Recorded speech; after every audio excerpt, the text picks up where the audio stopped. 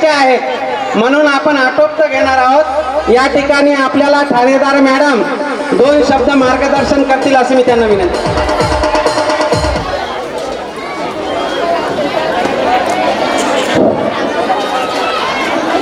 विधीची देवता माता सावित्री, राष्ट्रमाता जिजाऊ आणि संत सेवालाल यांना माझा प्रणाम.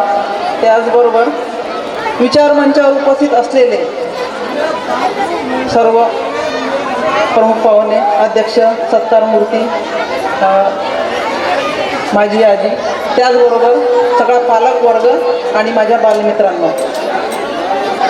आज तुमचं वार्षिक स्नेहसंमेलन आहे. त्याचबरोबर आज प्रजासत्ताक दिन आहे.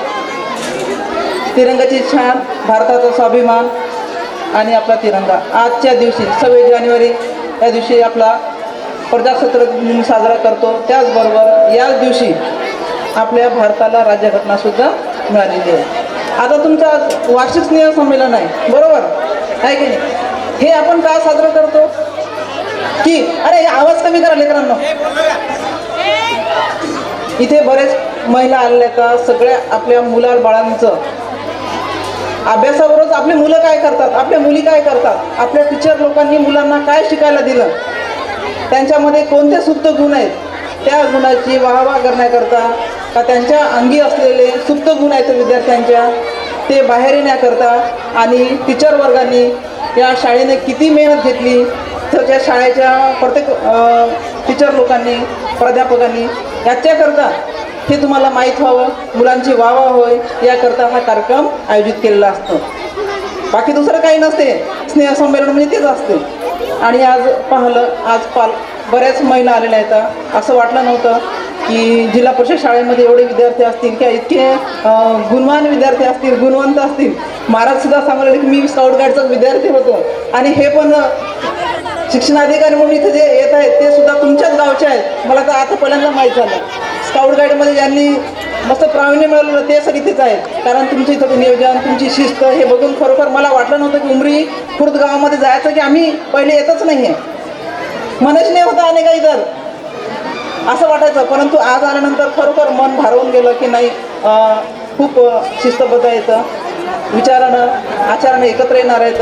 फक्त लक्षात ठेवा, आपले मुलं बाळं काय करतात घरी, मुली काय करतात, मुलं काय करतात, हे कसे वागतात, आईवडिलांनी फक्त लक्ष द्या. मुलांनी मोबाईलच्या नादी लागू नये. मुलींनीसुद्धा जोपर्यंत आपल्या पायावर उभं राहत नाही तोपर्यंत चुकीचा मार्ग वळू नये.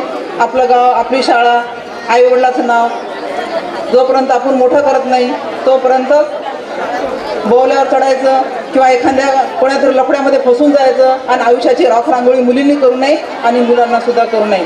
याच्याकरता नुसती शाळेनेच लक्ष देणं जरूर नाही, त्याचबरोबर पालकांनीसुद्धा लक्ष द्यायला पाहिजे. आजूबाजूच्या मित्रमंडळींनी विचार द्यायला पाहिजे. मुलांना असं वाटतं की आपले बघा किती मस्त मुलं थांबलेले आहेत, आवाज कमी करा. फक्त तुम्ही जर आवाज कमी करा तर मला बोलायला इच्छा वाटेल. तुम्ही युवा वर्ग जर तुम्ही व्यसनाधीन जर नाही राहिला, सगळ्याच मुलांनी जर आपला घोटा खाणं बंद केला किंवा आपले जे, कारण की व्यसनाधीन झाल्यानंतर तुमचं शरीर, तुमची प्रकृती खराब होणार.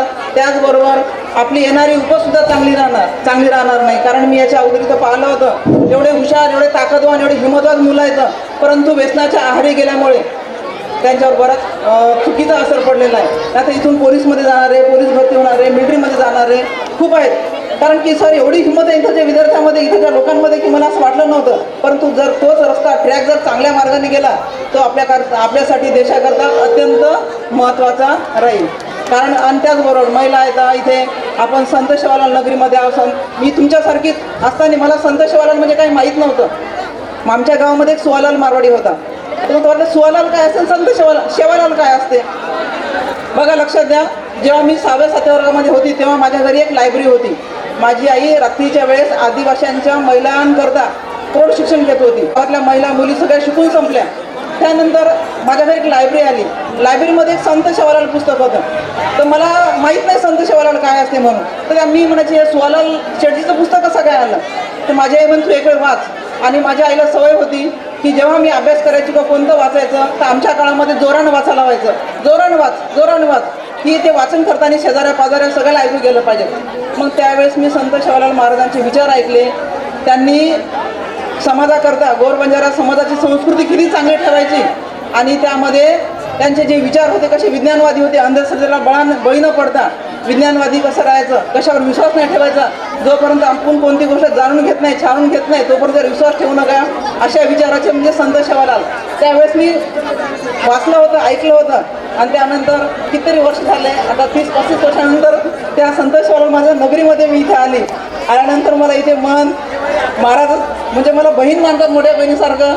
इथं आल्यानंतर मला असं वाटलं की नाही, मी कधीतरी वाचलं होतं त्याचा एक उजाळा झाला आणि खरोखर इथं मी भाग्य समजते की मी या गावामध्ये मानवऱ्यामध्ये आली, त्याचबरोबर पोहरादेवीमधून उमरीमध्ये आली. उमरीचे सगळे आज्ञाधारक आहेत. बऱ्याच वेळेस तुम्हाला कधी औषध अडचण आली बघा, मुलींनो आणि महिलांनो, एक महिला आपलं घर सुधरवते, एक मुलगी आपल्या आईवडिलाला सुधरवते. तुम्ही अभ्यास करा, पुस्तक वाचा, मोबाईलच्या नादी लागू नका. जोपर्यंत तुम्ही पुस्तक वाचून बघा, तुमचे शब्दशैली वाढणार, तुमचं ज्ञान भरपूर वाढणार. मोबाईलमध्ये काय फक्त रील पाहतो आपण, पोरी कशा नसतात, पोरं कसे नसतात, कोणाचं लफडं काय आहे समजलं का, हे पाहतो. त्याच्यापेक्षा आपल्याला कोणी मैत्रीण नको, मुलांना कोणी मित्र नको, फक्त अभ्यासात लक्ष द्या. मुलांनी जर दारू पिऊन खोटा खाल्ल्यापेक्षा जर रोज दूध पिऊन किंवा एखादं पौष्टिक अन्न खाऊन, गुळ खोबरं खाऊन जर तुम्ही रोज व्यायाम केला तर तुम्ही ताकदवान बलवान होणार. परंतु नशेच्या आहारी जाऊन तुम्ही स्वतःलाच कमजोर करणार आणि तुमच्या आजूबाजूचं वातावरणसुद्धा खराब करणार. त्याचबरोबर शाळाचं आणि विद्यालयाचं नावसुद्धा खराब करतात. जास्त बोलत नाही मी, बोलता भरपूर वेळ झाला. तुमचा डान्स बघायचा, सरांना प्रोग्राम बघायचा आहे आणि विशेष म्हणजे कार्यक्रम आठवल्यानंतर मी लगेच जाणार. माझ्या मावशी वारलेल्या आहेत, परंतु मला सोनू सरांचा, इथं जे आयोजक सरांचा फोन आला होता. ते सोनू महाराजांचे 2 फोन आले, इथं जे आयोजकांचे फोन आले आणि पवार साहेब येणार होते. मला वाटलं नाही, मला उमरीला जाणं महत्त्वाचं आहे. 10-15 मिनिटात ती कार्यक्रम आटतील आणि नंतर म्हटलं मी तिकडे चाली जाईल. आयोजक मंडळीने मला बोलवलं, मला 2 शब्द बोलायची संधी दिली आणि या कार्यक्रमाचं उद्घाटन झालं असं मी जाहीर करते आणि तुमच्या कार्यक्रमाला शुभेच्छा देते. आयुष्यामध्ये कधी अडचण आली 112वर डायल करा आणि तुमच्या कोणत्या वैयक्तिक अडचण आली महिलांना मुलींना तर मला कधी सांगायला या, वैयक्तिक भेटा, मी तुम्हाला त्यामध्ये मदत करेन. जय हिंद, जय भारत, जय सेवालाल.